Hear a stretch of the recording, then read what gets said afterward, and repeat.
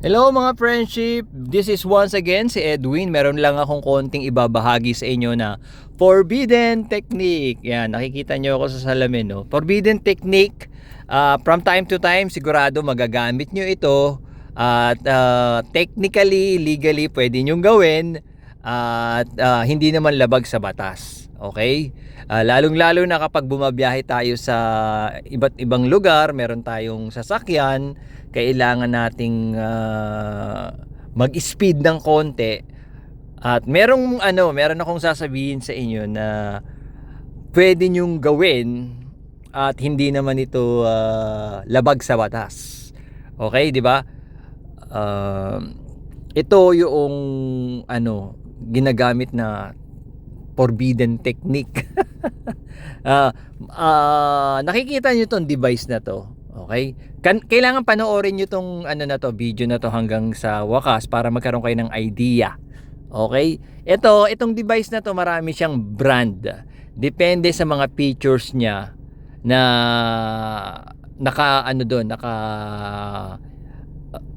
nakaloob doon sa features na to. Ito ay ginagamit, bubuksan ko ito yung sa kotse. Ayan. Ito kasi applicable dito sa Amerika, sa Pilipinas, 'di ba meron tayong mga CCTV, may mga sensor 'yon. Kapag nag-speed ka, makikita sa camera. Kahit wala 'di ba, kahit wala ng mga traffic enforcer, nakikita niya, 'di ba? Okay. Ang ginagawa kasi dito ng sasabihin ko na yung pinaka-purpose ng video na to is para hindi kayo mahuli ng parak.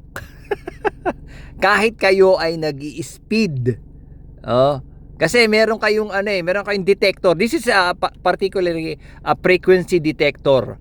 Dinidetect na yung K-band, KA-band, X-band. Hindi ko lang alam sa Pilipinas kung gumagamit sila yung mga, 'di ba, yung nakikita nyo sa pelikula, yung nag-aabang yung police, meron siyang pinipoint na gun. Yun inaano niya yung speed nung isang sasakyan kung lampas sila sa sa particular na designated speed sa particular na daan.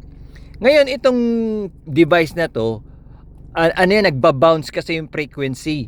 So malayo pa lang, halimbawa kahit na matuling kayo, pag alam niyo yung merong parak doon, syempre 'di ba, alam niyo na, aware na kayo, susunod kayo doon sa speed nung particular road na yon. Kasi ganito, kagaya nito, ito Broadway siya, Broadway Street. Ang pinaka minimum speed limit diyan is 35 miles. Miles ang gamit hindi kilometers, miles.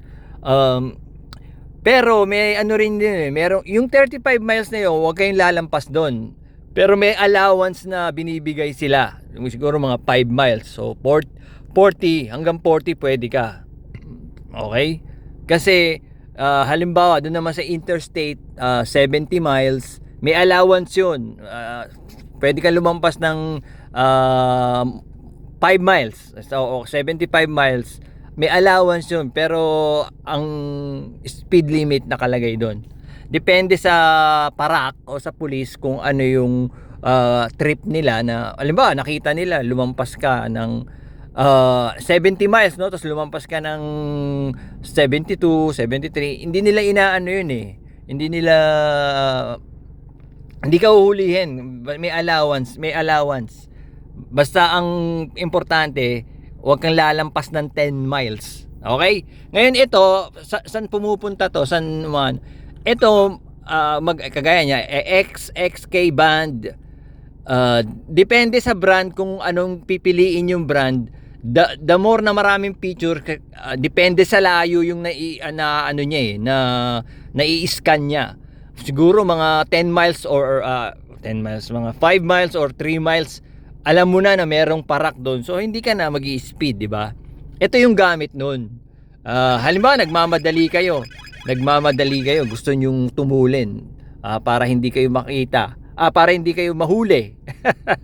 Gagamit kayo ng ganito. Kahit na matuling kayo, alam nyo yung may mga designated city camera may sensor, alam niya. So pag malapit na kayo doon, magsusunod na kayo doon sa designated speed law, di ba? So yun lang ang ano nito, yun ang forbidden technique or forbidden knowledge na kailangan yung malaman. Hindi ko sigurado kung sa Pilipinas applicable, pero yung frequency nagaano siya ano yun, malalaman nyo yung mga frequency. So yun lang mga friendship, no? If you're interested na kumuha ng ganito, sa siguro sa Lazada meron yan. Okay, thanks for watching. Ito lang yung pinipoint ko diyan. Yung pinaka latest ngayon yung Uniden R4 version. Maraming features yun. At kung gusto niyo pang mag-deal, get deeper to this thing, ay i-YouTube nyo na lang. Okay? Ayan, kagaya no, KA band. May police dyan na may frequency yun 360 degree. Merong pupulis dyan na dadaan mamaya. Kasi ginagamit nila yung nagbabounce yun So yung purpose lang nun is alam mo kung nasan yung police, kung saan siya nagtatago. Alright, thanks for watching mga friendship. Bye. God bless.